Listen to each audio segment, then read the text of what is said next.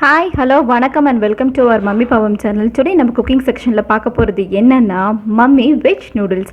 வாங்க அது எப்படி செய்யலான்னு பார்க்கலாம். அதுக்கு முன்னாடி நம்ம சேனலில் நியூவாக பார்க்குறவங்க சப்ஸ்கிரைப் பண்ண மறந்துடாதீங்க. வாங்க இப்போ வீடியோக்குள்ளே போகலாம்.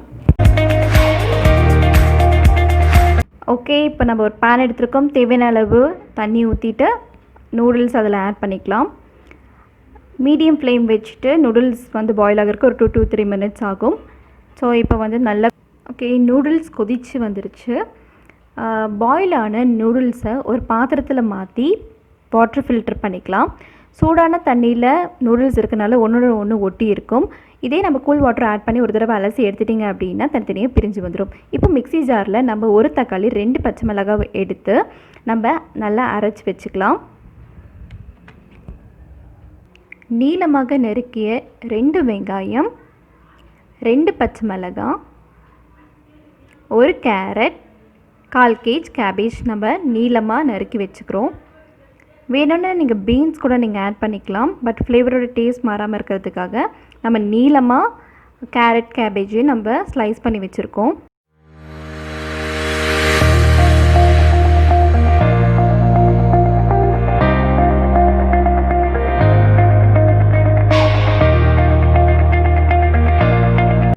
ஒரு பேனில் தேவையான அளவு ஆயில் ஆட் பண்ணிக்கலாம்.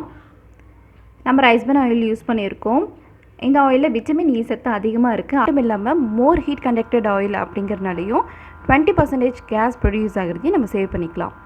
இப்போ ஆயில் ஹீட் ஆகிடுச்சு. நீளமாக நறுக்கி வச்ச 2 வெங்காயத்தை நம்ம ஆட் பண்ணியிருக்கோம். அதோட ஸ்லைடாக நறுக்கிய 2 பச்சை மிளகாவை நம்ம ஆட் பண்ணியிருக்கோம். நல்லா எண்ணெயில் வதங்குற மாதிரி கொஞ்சம் வதக்கி விடலாம். நல்லா வதங்கட்டும். எண்ணெயில் வெங்காயம் நல்லா வதங்கிறதுக்காக தேவையான அளவு உப்பு நம்ம வந்து ஆட் பண்ணிப்போம். ஸ்டவ்வை நீங்கள் மீடியம் ஃப்ளேமில் வச்சுக்கோங்க. உப்பு எல்லா இடத்துலையும் பிடிக்கிற மாதிரி கொஞ்சம் வதக்கி விட்டுகிட்டே இருக்கலாம். வெங்காயம் நல்லா வதங்கணும். வெங்காயம் வந்து ப்ரௌனிஷ் ஆகிற வரைக்கும் கொஞ்சம் வதக்கிட்டே இருக்கலாம். அப்போ தான் ஒரு குட் டேஸ்ட் அண்ட் லுக் கிடைக்கும். சில பேருக்கு வெங்காயம் நூடுல்ஸில் ஆட் பண்ணுறது பிடிக்காது. அப்படி ஆட் பண்ண பிடிக்காதவங்க வந்து நீங்கள் அதை ஸ்கிப் பண்ணிக்கலாம். டேரெக்டாக வெஜிடபிள்ஸை வந்து நம்ம நூடுல்ஸில் ஆட் பண்ணிக்கலாம். இப்போ நீளமாக சீவி வச்சு 1 கேரட் ஆட் பண்ணிக்கலாம். கேரட்டில் விட்டமின் ஏ சத்து அதிகமாக இருக்குது. கண்களுக்கு ரொம்ப நல்லது. இந்த பெனிஃபிட்ஸ் எல்லாருக்குமே தெரியும். தெரியாதவங்க தெரிஞ்சுக்கோங்க. இப்போ கேரட் வந்து ஆனியனோட நல்லா மெர்ஜாகிற வரைக்கும் வதக்கிட்டே இருக்கலாம். கொஞ்சம் நல்லா வதக்கிட்டே இருங்க. அந்த கேரட் வந்து அது ஜூஸியாக இருக்கணும் அப்படிங்கிறதுக்காக கொஞ்சம் சீவி போட்டிருக்கோம். நம்ம சாப் பண்ணுற எடுக்கிற டைமோடு இது கம்மியாக தான் இருக்கும். கொஞ்சம் வதக்கிட்டே இருங்க.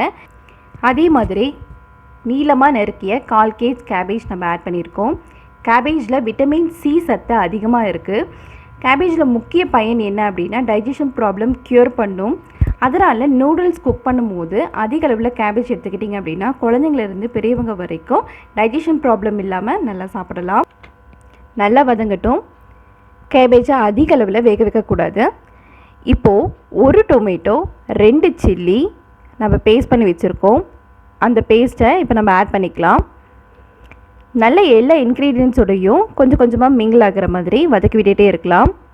ஹோட்டலில் பார்த்தீங்க அப்படின்னா different types of sauce use பண்ணுறாங்க. டொமேட்டோ, சில்லி, சோயா சாஸ்ன்னு யூஸ் பண்ணுறாங்க. அந்த மாதிரி சாஸ் இல்லாதவங்க இப்படி செஞ்சு சாப்பிட்டு பாருங்கள். ஹோட்டல் டேஸ்ட் மாதிரி நம்ம செய்கிற நூடுல் டேஸ்ட் அல்டிமேட்டாக இருக்கும். இப்போ நூடுல்ஸ் மசாலா பவுடர் ஆட் பண்ணிக்கலாம். சில பேருக்கு மசாலா பவுடர் பிடிக்காது. சில பேருக்கு மசாலா பவுடர் சேராது.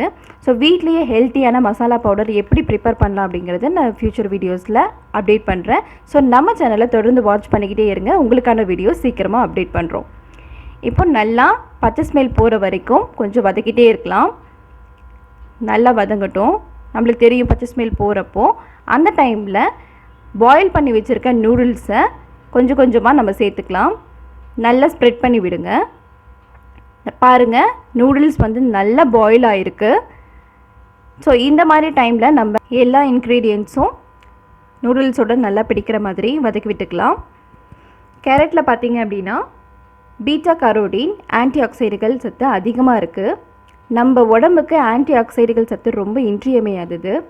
கேரட்டில் ஆன்டி ஆக்சைடுகள் அதிகமாக இருக்கிறனால லங்ஸ் கேன்சர் வராமல் தடுக்குது. அது மட்டும் இல்லாமல் ஃபால்கரினால் எனப்படும் செல் அதில் இருக்கிறனால புற்றுநோய் வராமல் தடுக்குது.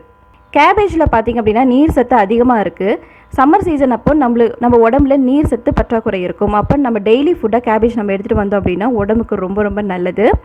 இப்போ பாருங்கள், மசாலா வந்து நூடுல்ஸோடு நல்லா மெர்ஜ் ஆயிடுச்சு.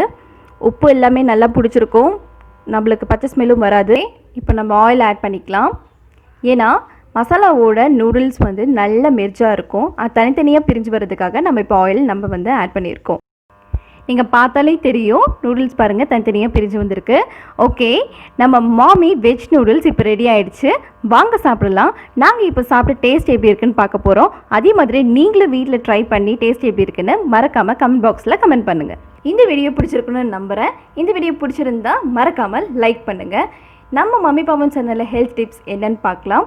இந்த ஒரு காய் சாப்பிட்றதுனால இவ்வளோ பயன் இருக்கா? அது என்னென்னு பார்க்குறீங்க? அதுதாங்க கேரட்டு. வாங்க பார்க்கலாம். கேரட்டில் நம்மளுக்கு தெரிஞ்சது விட்டமின் ஏ சத்து அதிகமாக இருக்குது. கண்களுக்கு நல்லது மட்டும் தான் நம்மளுக்கு தெரியும். ஆனால் அதில் ஏராளமான சத்துக்கள் நிறைஞ்சிருக்கு.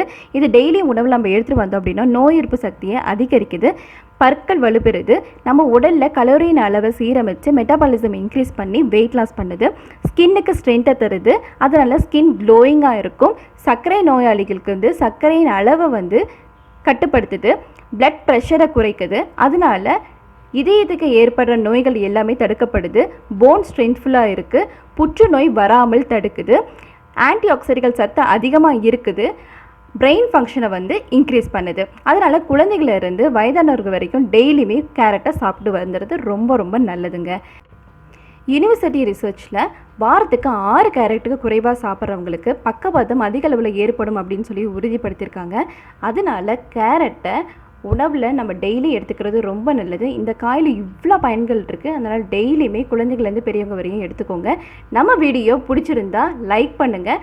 இந்த வீடியோ உங்களுக்கு யூஸ்ஃபுல் நினச்சிங்கன்னா ஷேர் பண்ணுங்கள். மறக்காமல் சப்ஸ்கிரைப் பண்ணுங்கள். தேங்க்ஸ் ஃபார் வாட்சிங்.